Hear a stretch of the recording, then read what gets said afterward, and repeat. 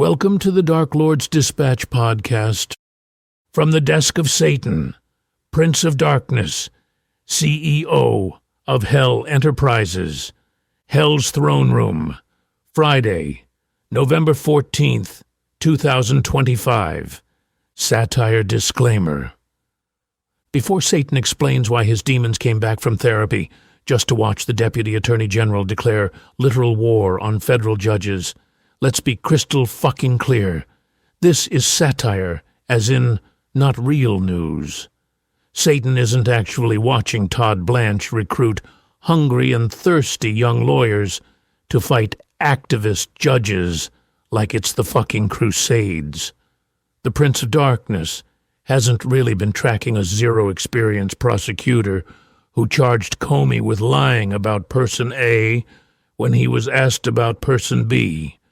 Though with this timeline's commitment to incompetence, anything's possible. The Dark Lord's Dispatch is a work of political humor, featuring a fictional Satan, documenting real events that sound too batshit to be true, but unfortunately are. Any resemblance to actual deputy attorneys general declaring, "It's a war, man," against the judiciary, attorneys general freezing when asked about Epstein photos, or aircraft carriers parking off Venezuela while we kill 76 people without evidence, is, well, fuck. That's literally what happened this week. We're just having Satan point out that when the UK cuts intelligence sharing because they think you're committing war crimes, you might have crossed a line, and that hell looks like a well-run DMV that serves lattes compared to this clusterfuck. This is dark humor, folks. Blasphemous, profane entertainment designed to make you laugh while 100-plus Republicans calculate it's safer to release pedophile files than defend their own president. If you can't tell the difference between our fictional hell and an actual Justice Department whose Attorney General claims she reviewed grand jury transcripts that literally don't exist, that's not our problem.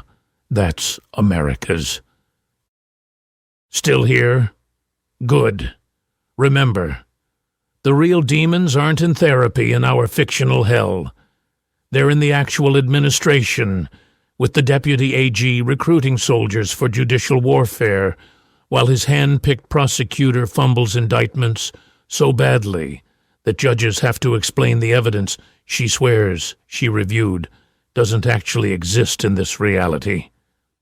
Now, let's get to the show, where Satan discovers that rats jumping ship isn't courage, it's just math, and the math says Trump's about to start a war to distract from Epstein, saying he knew about the girls. You're up, big guy. Try not to choke on the irony that Britain, that's right, Britain, thinks America has gone too far with extrajudicial killings. The country that invented colonialism is now our moral compass. That's where we are. Breaking. Even hell's demons can't fucking handle this anymore. Greetings, mortals. Satan here, and holy shit, do we have a situation. My demon correspondents just stumbled back from their mental health sabbaticals, looking like they went 10 rounds with divine intervention and lost. Lilith returned last week. Now, Nyarlathotep and Abaddon have dragged their traumatized asses back to their desks, apparently deciding that documenting American democracy's death rattle beats whatever the fuck passes for therapy in the afterlife. Here's the cosmic joke. They took a month off and came back to find things got worse. They look like microwaved death. Nyarlathotep's tentacles won't stop twitching. Abaddon keeps muttering about how even the apocalypse has standards, and these are beings who've witnessed the fall of empires, the Black Death, and the invention of LinkedIn. But they're here. They're pissed. And they're ready to document the spectacular clusterfuck that makes hell look like a well-run DMV that serves lattes. Tonight's unholy trinity of fuckery. Act 1. The Justice Department declares war on justice itself. Todd Blanche, America's Deputy Attorney General, just stood before the Federalist Society and literally declared war on federal judges, not metaphorically, not rhetorically. He said, and I quote, "It's a war, man, against judges, the same judges who are supposed to check executive power." Meanwhile, his hand-picked prosecutor is fumbling political prosecution so badly that even Trump's own judges are calling bullshit. This isn't corruption. It's corruption performed by people who failed corruption. 101. Act 2. The Epstein files are about to drop like a nuclear bomb. More than 100 House Republicans just grew spines. Or more accurately, they did the math and realized defending a pedophile's best friend is bad for their careers. New emails show Epstein wrote that Trump knew about the girls. Attorney General Bondi froze like a deer in headlights when asked about photos. Republicans with DOJ connections are whispering that what's in those files is worse than reported. The vote happens next week, and these rats are abandoning ship so fast they're leaving cartoon dust clouds. Act 3. When even Britain says your war crimes are too much, the USS Gerald Ford just parked off Venezuela with enough firepower to delete a small country. We've killed 76 people on boats without evidence they were smuggling anything besides bad fishing luck.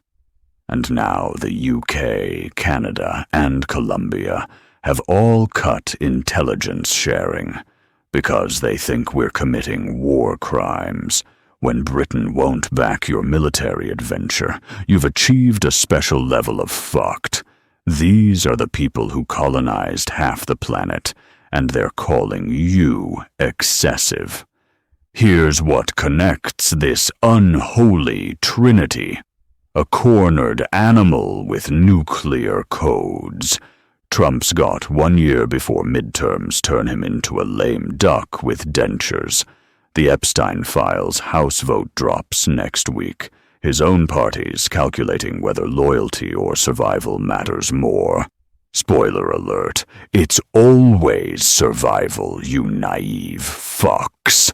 And that carrier group off Venezuela, that's not deterrence. That's Chekhov's aircraft carrier. And baby, we're approaching Act 3. Let me spell this out in language even a Trump supporter could understand. When your party abandons you over pedophile connections, when your allies call you a war criminal, when your own prosecutors can't convict a ham sandwich properly. You've got one move left in the authoritarian playbook. You start a fucking war. Nyarlathotep, you beautiful tentacled bastard. Tell them about the DOJ's war on reality. Thanks, boss. The father of 1,000 lies here, and Christ on a cracker, I need stronger antidepressants. Weeks of therapy, and I return to find the Justice Department has gone full fascist fanfiction. Not the sophisticated kind with complex world building, the kind written by 14-year-olds who just discovered authoritarianism and think subtlety is a type of tea. The Deputy AG's declaration of war. Todd Blanche didn't just cross the Rubicon, he took a shit in it first. Standing before the Federalist Society, this bootlicking wannabe Goebbels declared actual war on the federal judiciary. His recruitment pitch? We need you because it is a war, man. Against judges, the co-equal branch of government, the last fucking guardrail between us and full autocracy. But here's the beautiful stupidity. He's recruiting hungry and thirsty young lawyers. You know what hungry and thirsty lawyers do? They fuck up. They make mistakes. They leave paper trails. They're so eager to please Daddy Trump, they forget basic legal procedure. Which brings us to the Halligan catastrophe, when incompetence meets vengeance. Meet Lindsay Halligan, Trump's former personal attorney who went from handling insurance claims about leaky roofs to prosecuting the former FBI director. That's like promoting your barista to brain surgeon because they spell your name right on the cup. This legal genius indicted James Comey for lying about authorizing person A to leak information. One tiny problem. The FBI asked him about person B. She literally charged the wrong fucking crime. It's like arresting someone for robbing a 7-Eleven when they were asked about a bank heist.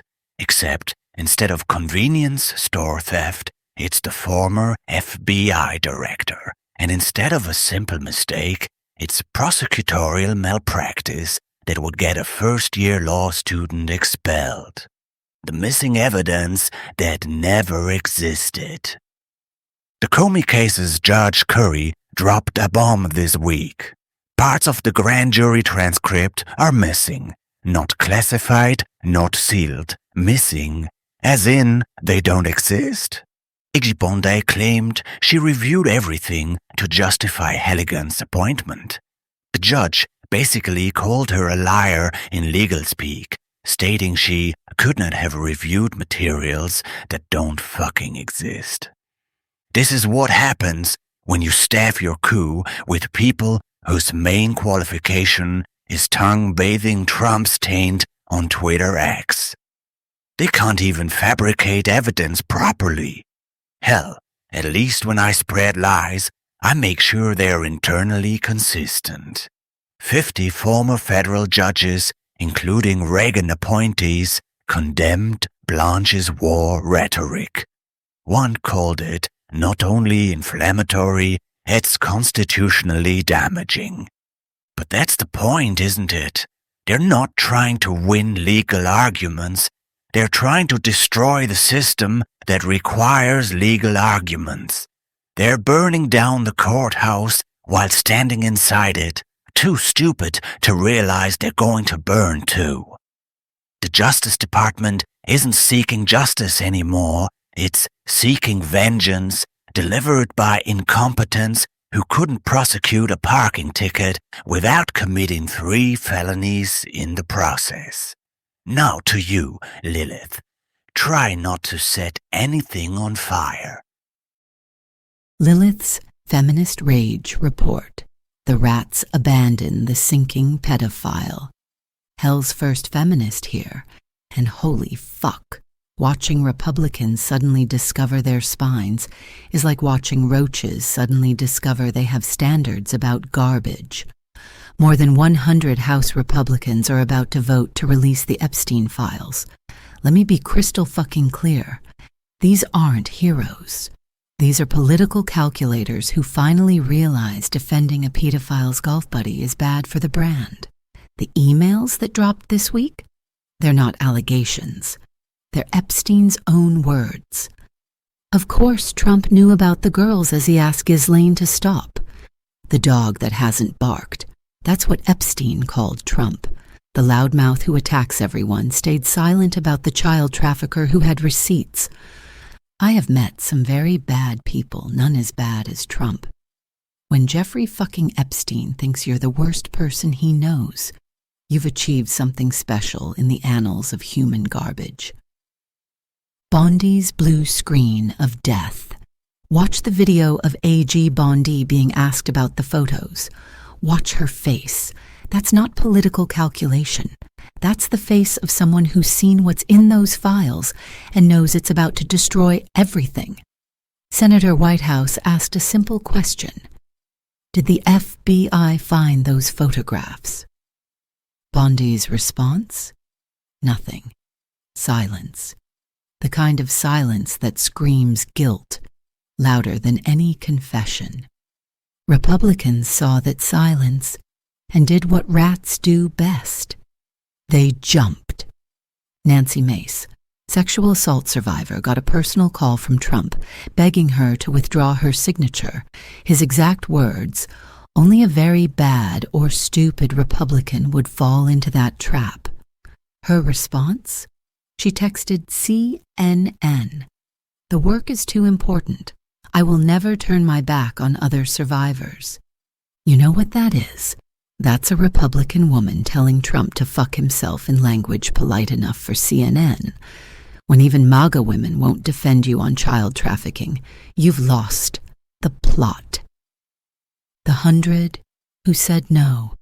These Republicans won't be voting to release the files because they care about justice. They're voting yes because they've seen the polls, they've heard the whispers, they know what's coming.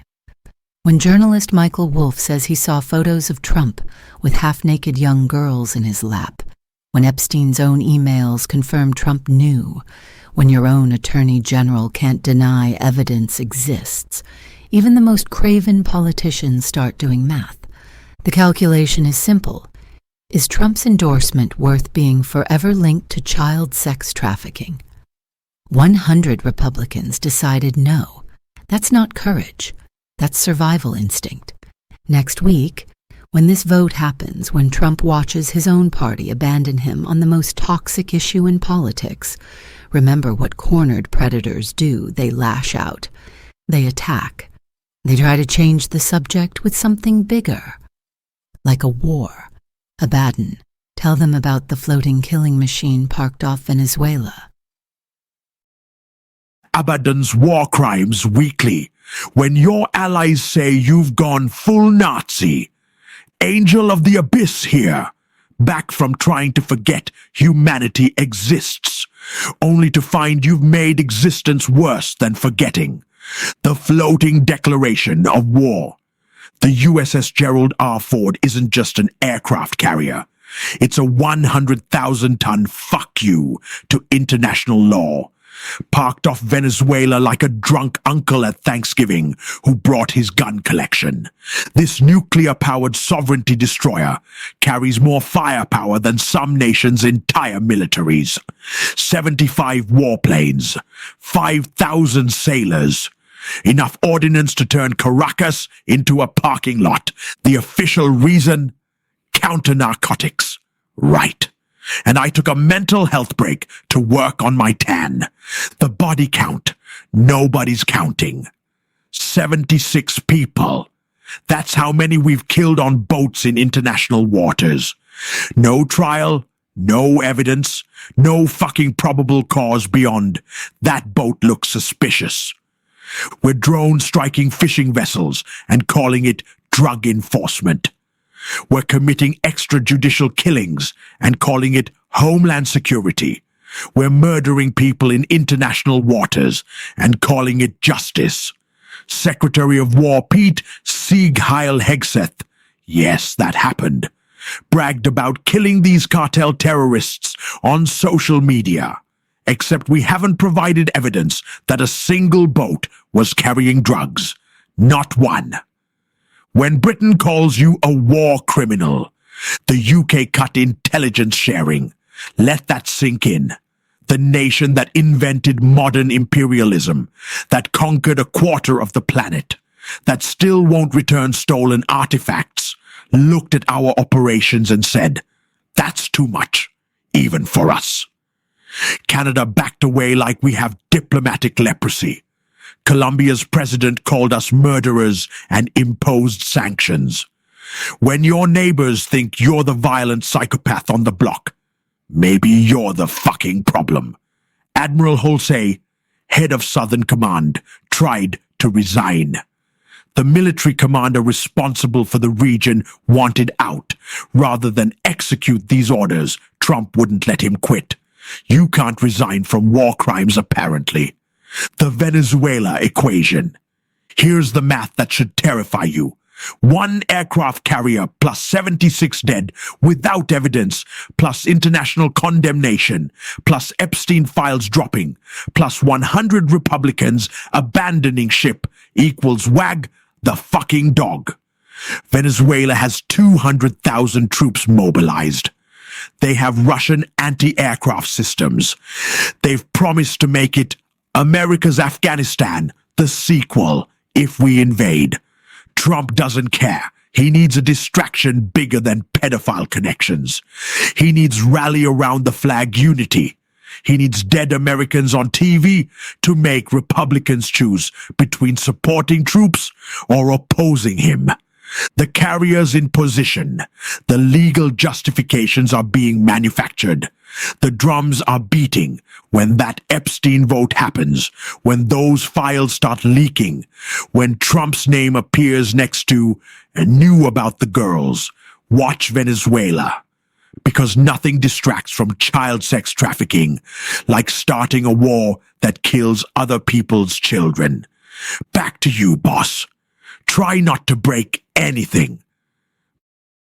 My sweet delusional mortals, let me tell you what I see from my throne of sulfur and broken dreams.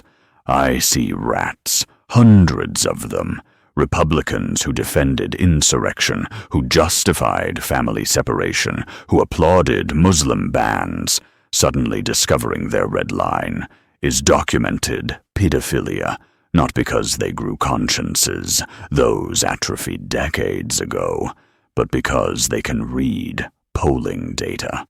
Todd Blanche declaring war on judges isn't strength. It's the desperate flailing of a drowning regime. When you have to declare war on your own judicial system, you've already lost the war for legitimacy. Lindsay Halligan fucking up basic prosecutions isn't incompetence. Well, it is, but it's symptomatic incompetence. It's what happens when loyalty matters more than ability, when vengeance matters more than justice, when your entire legal strategy is make Trump happy instead of follow the law. Those 100-plus Republicans aren't heroes. They're not even principled cowards. They're pure calculators who've decided Trump's radioactive. The Epstein files aren't just another scandal. They're kryptonite. They're the thing even MAGA can't spin. When Bondi froze at that hearing, when she couldn't deny those photos exist, every Republican with survival instincts felt their balls crawl back up into their body cavities. They know what's coming. They've seen enough to know they can't defend it. And Trump's got a carrier group positioned perfectly for when he needs to change the subject. When those files drop, when his name gets linked to phrases like "knew about the girls," when even Fox News can't spin it, he'll need something bigger. War. It's always war. Dead Venezuelan kids to distract from trafficked American ones. Military casualties to make Congress rally around the president. Flag-draped coffins to make criticism unpatriotic. I've watched this play out for millennia. Nero had his fire. Bush had his Iraq. Trump will have his Venezuela. The difference? Those leaders at least pretended to have legitimate reasons. Trump's not even bothering with the pretense. He's parking military assets like he's pre-gaming his own scandal. Here's what truly disturbs me, and remember, I'm literally Satan. The incompetence. Evil should be elegant, corruption should be crafted. Authoritarianism should at least be competent. These fuckers are achieving concentrated evil through pure absurdity.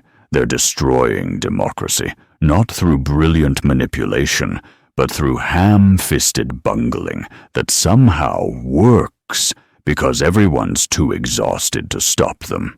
They've made evil dull. They've made corruption incompetent. They've made fascism fumbling. And that's their real crime, not just against democracy or justice or basic human decency. Their crime is against the very art of being evil. They're giving villainy a bad name. When that vote happens next week, when those Republicans officially abandon Trump on the Epstein issue, watch him, watch his socials, watch his rage, watch his desperation. Then watch that carrier group. Because when rats abandon ship, captains don't go down gracefully. They set everything on fire and call it glory. The countdown started, mortals. The Epstein vote is the fuse, the carrier's the bomb, and Trump's got his finger on the detonator, waiting for the moment he needs the biggest possible distraction. I'd say pray for peace, but let's be honest, your prayers haven't been working lately, have they? Welcome to the end game. Population fucked. Eternally yours in anticipating the inevitable. Satan, Prince of Darkness, CEO of Hell Enterprises, currently being outdone by human incompetence. P.S. To the 100-plus Republicans about to vote yes on the Epstein files. You're still going to hell. This doesn't buy you redemption. It just means you're slightly smarter rats than I gave you credit for. P.P.S. Bondi, that frozen expression when asked about the photos, that's going to be your face for eternity in hell. We're calling it the complicit surprise. It pairs nicely with eternal screaming. P.P.P.S. Admiral Halsey, you tried to resign rather than commit war crimes. There might be hope for your soul yet. Might. Don't push it. Satan would like to thank you for listening to the Dark Lord's Dispatch. This podcast is public, so feel free to share it with other worthless souls. Now, go away.